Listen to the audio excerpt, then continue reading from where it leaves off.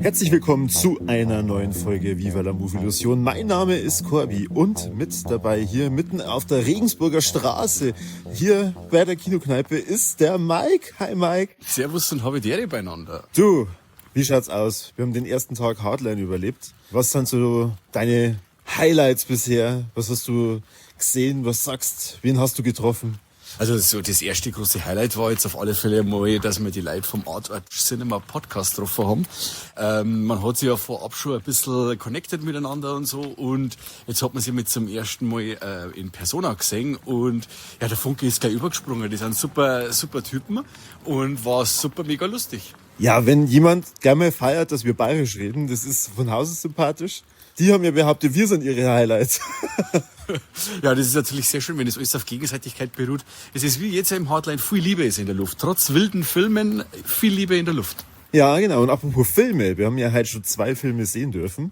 Einmal Virgin of Quarry Lake war ein ganz interessanter Film, hätte ich jetzt mal gesagt, der mir aber schon gefallen hat, weil es sind Elemente da drin vorgekommen, das sieht man normalerweise so nicht.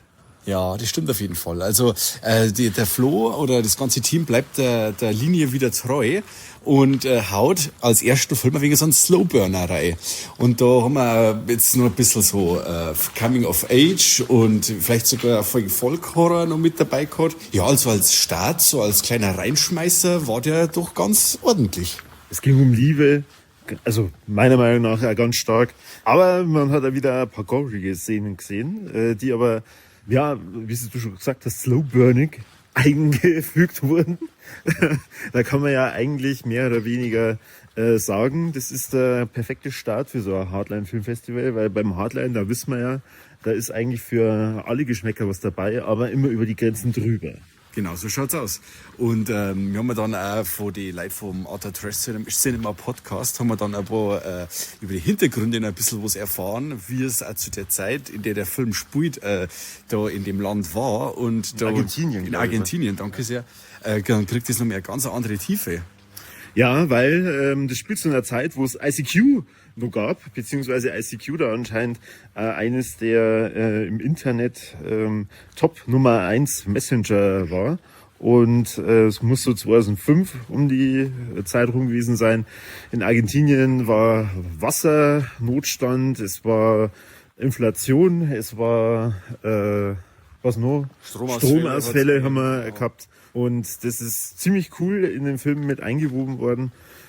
Ja, war eigentlich echt ein richtig geiler Start. Das Einzige, was mir nicht so gefallen hat, war, dass da Hunde in völlig falsches Licht gestellt worden sind als gefährliche Monster. Das geht natürlich nicht. Naja, stört jetzt mir weniger, weil ja, die waren schon schwarz und haben beide und waren wild. Also das, ich sage jetzt ich als Nicht-Hundepapa vielleicht ein wenig anders. Und die haben ja dann doch gut zubissen. Ja, völliger Kampf. Machen Hunde natürlich nie. So, und danach haben wir dann vom Vidiot, vom Dominik, der ja auch hier als Mr. Trash unterwegs ist, ein Buffet-Highlight gesehen. Und zwar Buffet Infinity. Genau. Und der Film wird erzählt anhand von Fernsehausstrahlungen beziehungsweise Werbespots und Nachrichtensendungen.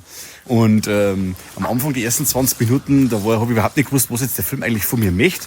Und das Ganze entwickelt sich dann und hat ganz viele unterschwellige Botschaften mit drin und hat ein wenig Bodyhorror drin. Und ja, es war ganz ein wildes Ding. Also das hat mir jetzt fast ein wenig die Eier rasiert. Also fast ein bisschen überfordert visuell, aber war krass. Also war wieder mit ganz was anderes. Ja, richtig. Am Anfang, da weiß man nicht so richtig, ob es eine Komödie ist oder dann eigentlich doch ein Horrorfilm, weil der Regisseur hat gleich am Anfang die Ansage gemacht. Also zum einen versteht er gar nicht, warum unter Trash jetzt einsortiert worden ist.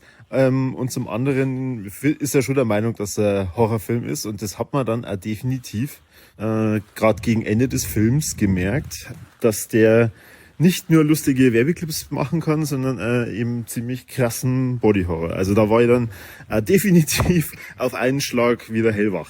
Ja, auf jeden Fall. Also, und wie gesagt, dieser Tonalitätswechsel in dem Film war Wahnsinn. Also wie du schon sagst, am Anfang so lustig und das steigert sich immer mehr, bis dann am Schluss komplett eskaliert und dann wirklich nur ein Horrorfilm wird.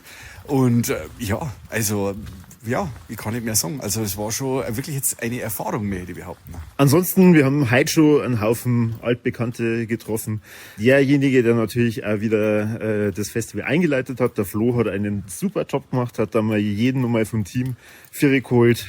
Ob es dann der Dominik, die Magda, der Ben, die Karin war. Also wir haben alle.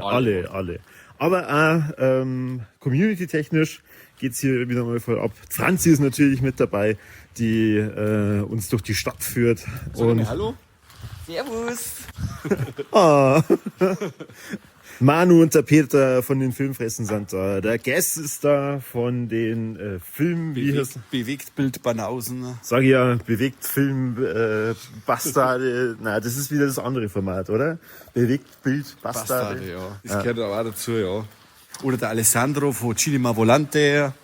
Und natürlich auch der Tobi vom Filmtoast, alle Jahre wieder mit dabei.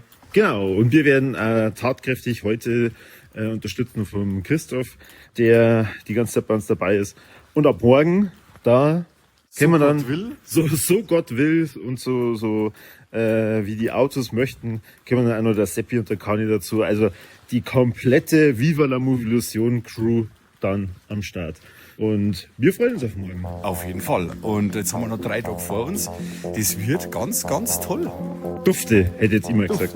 Es wird Dufte und in diesem Sinne bleibt's aufmerksam, schaut's, was auch die anderen so posten und berichten über das Hardline. Wir werden das natürlich auch weiterhin machen und wir hören uns dann bald beim besten Podcast der Welt. Ich hab Hunger. Servus. Tschüss.